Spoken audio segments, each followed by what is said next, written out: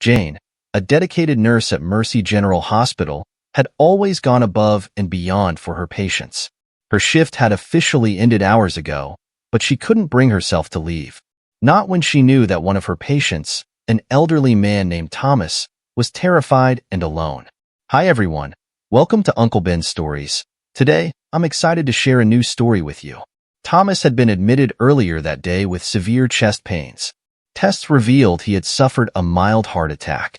He was stable now, but the fear in his eyes was palpable. Jane had seen that look before. The look of someone who was not just scared of their mortality, but also of being alone. As she walked back into Thomas's room, she saw him lying there, his eyes wide with worry. She pulled up a chair beside his bed and took his hand. "Thomas, it's going to be okay," she said softly. "I'm here with you." Thomas looked at her, his eyes filling with tears. "I don't want to die alone," he whispered. Jane's heart ached for him. "You're not alone, Thomas. I'm right here with you." She stayed by his side, holding his hand, talking to him softly about anything and everything. She told him stories about her own life, about her dreams and fears, and listened as he shared his own. Hours passed, and the hospital grew quieter as the night wore on. Thomas's breathing grew steadier, and his grip on Jane's hand loosened as he finally drifted off to sleep. Jane watched him for a moment longer, feeling a deep sense of satisfaction. This was why she had become a nurse, to make a difference, to be there for people when they needed it most. As she stood up to leave, she noticed a small, worn leather journal on the bedside table. Curiosity piqued, she picked it up and flipped through the pages. It was filled with handwritten notes, drawings, and what looked like song lyrics. Intrigued, she sat back down and began to read. The journal entries were dated back decades, chronicling Thomas's life as a young man. There were stories of love and loss, of dreams pursued and dreams abandoned. But what caught Jane's eye were the song lyrics. They were beautiful, poignant, and strangely familiar. She turned to the front of the journal and saw a name scrawled in faded ink, Thomas Harper. The name didn't ring a bell, but the lyrics, they were hauntingly familiar. She read on, her heart racing as she realized who Thomas Harper really was. Thomas Harper was the legendary songwriter behind some of the most iconic songs of the 20th century. He had written hits for countless artists, but he himself had always remained in the shadows, preferring to let his music speak for him. Jane couldn't believe it. She was holding the journal of a musical genius, a man whose songs had touched millions of lives, including her own. She looked back at Thomas, sleeping peacefully, and felt a surge of emotion. This man, who had brought so much joy to the world, was now lying here, scared and alone. She decided then and there that she would do everything in her power to make his stay at the hospital as comfortable and meaningful as possible. She would be his advocate, his friend, his confidant. The next morning, Jane arrived at the hospital early, eager to see Thomas again. She found him awake, looking much better than the night before. She smiled at him. "Good morning, Thomas. How are you feeling today?" Thomas looked at her, his eyes clearer and brighter. "Much better, thank you. And thank you for staying with me last night. I don't know what I would have done without you." Jane sat down beside him, holding his hand again. "It was my pleasure, Thomas. I'm glad I could be here for you." She hesitated for a moment, then decided to ask him about the journal. "Thomas, I hope you don't mind, but I saw your journal last night. The lyrics, they're beautiful. Are they yours?" Thomas looked at her, a small smile playing on his lips. "Yes, they're mine. I used to write songs a long time ago." Jane's eyes widened. "You're Thomas Harper, the songwriter?" Thomas nodded, a look of surprise and gratitude in his eyes. "Yes, I am. But how did you know?" Jane held up the journal. "I read some of your entries last night. The lyrics, they're incredible. You've touched so many lives with your music." Thomas looked at her, his eyes filling with tears again. "Thank you, Jane. It's been a long time since anyone has recognized me or my work." Jane spent the rest of the day by Thomas's side, listening to his stories, sharing her own, and even singing some of his songs to him. The hospital staff noticed the change in Thomas, how he seemed happier, more at peace. They couldn't help but notice the change in Jane too, how she seemed more alive, more passionate about her work than ever before. Word spread quickly among the hospital staff about Thomas's true identity. Doctors, nurses, even the janitorial staff all came to visit him, sharing their own stories of how his music had touched their lives. Thomas was overwhelmed by the outpouring of love and gratitude. He had spent so many years in the shadows, never realizing the impact his music had on people. Jane watched as Thomas's health improved day by day. She knew it wasn't just the medical care. It was the love and support he was receiving from everyone around him. She felt a deep sense of pride and satisfaction, knowing that she had played a part in bringing this incredible man back to life. One evening, as Jane was getting ready to leave, Thomas called her over. "Jane, I want to thank you. You've done more for me than anyone ever has. You've given me a reason to keep fighting, to keep living." Jane smiled at him, her heart full. "It was my pleasure, Thomas. You deserve all the love and support in the world." Thomas looked at her, his eyes serious. "I want to do something for you, Jane.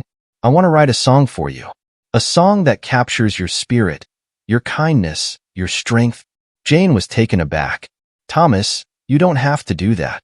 Just knowing that I've made a difference in your life is enough for me." Thomas shook his head. "No, I want to do this. It's the least I can do to thank you for everything you've done for me." Over the next few days, Thomas worked tirelessly on the song.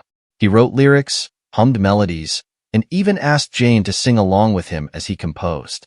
It was a beautiful, collaborative process, and Jane felt honored to be a part of it. Finally, the song was complete. Thomas asked Jane to come to his room, where he played the song for her on an old guitar one of the nurses had brought in. The lyrics were poignant, the melody hauntingly beautiful. It was a song about hope, about kindness, about the power of one person to make a difference in the world. Jane listened, her heart swelling with emotion. She had never felt so seen, so understood, so appreciated. When the song ended, she looked at Thomas, her eyes filled with tears. "Thank you, Thomas. This is the most beautiful gift anyone has ever given me." Thomas smiled at her, his own eyes misty. "It's the least I can do, Jane. You've given me a new lease on life. You've shown me that there is still goodness in the world, that there are still people who care." Word of the song spread quickly through the hospital. Staff members came to listen, and soon, the song became a symbol of hope and kindness for everyone. It reminded them of why they had chosen to work in healthcare, of the difference they could make in people's lives. Jane continued to visit Thomas every day, even after he was discharged from the hospital. She would bring him groceries, help him with his medications, and even sing the song he had written for her. Their bond grew stronger with each passing day, and Jane knew that she had found not just a patient, but a friend for life. One day, as Jane was leaving Thomas's apartment, he called her back. "Jane, I have something to tell you. I've decided to donate all the royalties from my songs to the hospital. I want to give back to the place that gave me a second chance at life." Jane was stunned. "Thomas, that's incredibly generous of you. But are you sure? That's a lot of money." Thomas nodded. "I'm sure. I want to make a difference, just like you did for me. I want to help others find hope and kindness, just like I found in you." Jane was overwhelmed with gratitude and pride. She knew that Thomas's donation would make a tremendous difference in the lives of so many people. She hugged him tightly, her heart full. "Thank you, Thomas. You're an incredible man." News of Thomas's donation spread quickly through the hospital. The staff was overwhelmed by his generosity, and they knew that his gift would change the lives of countless patients. They decided to honor him by naming a wing of the hospital after him, the Thomas Harper Wing. The dedication ceremony was a beautiful, emotional event. Thomas was there, looking healthier and happier than ever. Jane stood by his side, her heart swelling with pride and gratitude. She knew that she had played a small part in making this possible, and she felt honored to be a part of Thomas's journey. As the ceremony came to an end, Thomas turned to Jane. "Jane, I want to thank you again. You've changed my life in ways I never thought possible. You've shown me the power of kindness, the strength of hope. You've given me a reason to keep living, to keep fighting." Jane looked at him, her eyes filled with tears. "It was my pleasure, Thomas. You've taught me so much about life, about love, about the power of one person to make a difference. I'll never forget you or the impact you've had on my life.